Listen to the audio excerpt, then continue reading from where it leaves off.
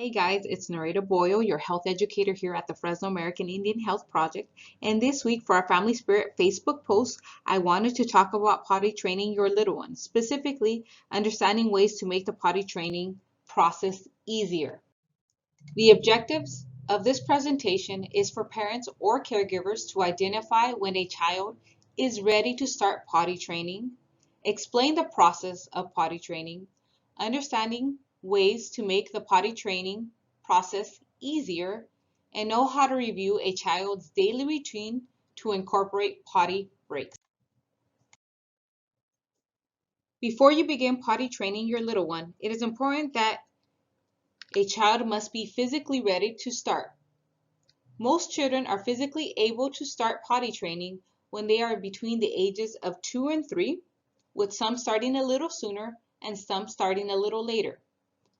They must also be able to hold their pee or urine for 2 or more hours, as this demonstrates that their bladder muscles are fully developed.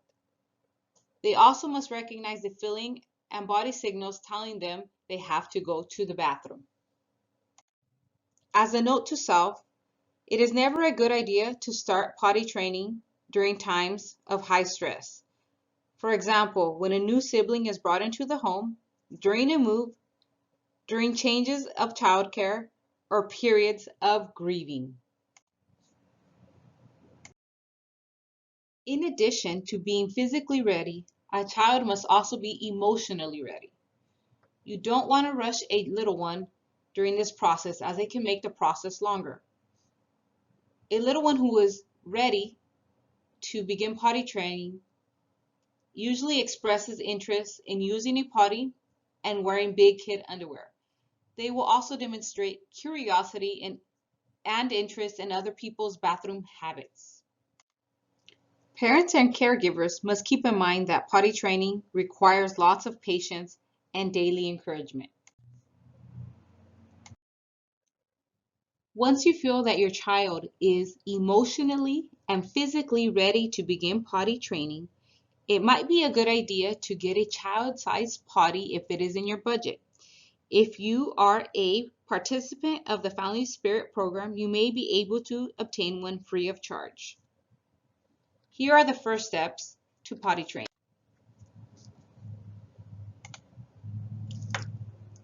Placing a child-sized potty near an adult toilet. Many children are intimidated by the size of adult toilets. A child-sized potty easily allows your child's feet to touch the ground. The first few weeks, let your child sit on the potty, fully clothed, and explain the process. When you start training, let your child watch other family members of the same sex use the toilet. Next, you want to let him or her sit on the potty without a diaper. You can make potty time part of your daily routine at several times throughout the day, and talk to your child frequently about the process. Next, you can start changing the diaper on the potty. Dump the contents into the pot so he or she sees what its real purpose is. Once your child becomes interested in how the potty works, encourage them to use the potty as needed. When your child is using the potty regularly, you may want to switch to training pants. Also remember to incorporate potty breaks before nap and bedtime. Experts recommend that you begin potty training with bowel movements. The reason being that children have 1 or 2 bowel movements per day and on a more regular schedule than urinating. Most children urinate at the same time they have bowel movements, and they cannot separate the 2 acts at first. For this reason, boys usually learn to urinate while sitting. They will learn to stand up later. Expect accidents. Accidents are not only expected but are normal and should be expected for the first 6 months to a year after your child masters potty training.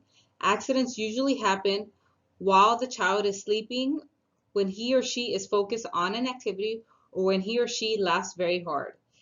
If your child wets the bed often, try reducing the amount of drinks around bedtime, and praise your child when he or she makes it through a night without wetting the bed. Remember, criticizing or scolding your child when he or she has an accident usually causes more problems and delays potty training.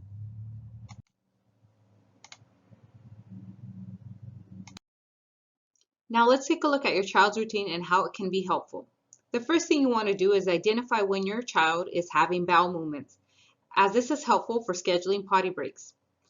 Once they have successfully begun to use the potty, look to see if they are having any accidents, and if so, when.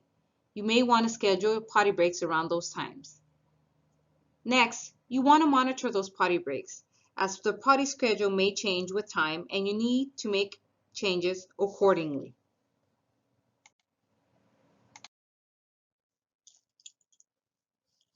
If your child is resisting being potty trained, here are a few tips.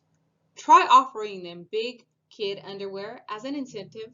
Also, during diaper changes, make it into something robot-like. Don't talk to him or make it fun. Just make it routine and emotionless rather than the kissy tickling smiles time it has been. Your child will quickly learn that being on the potty gets him or her more attention.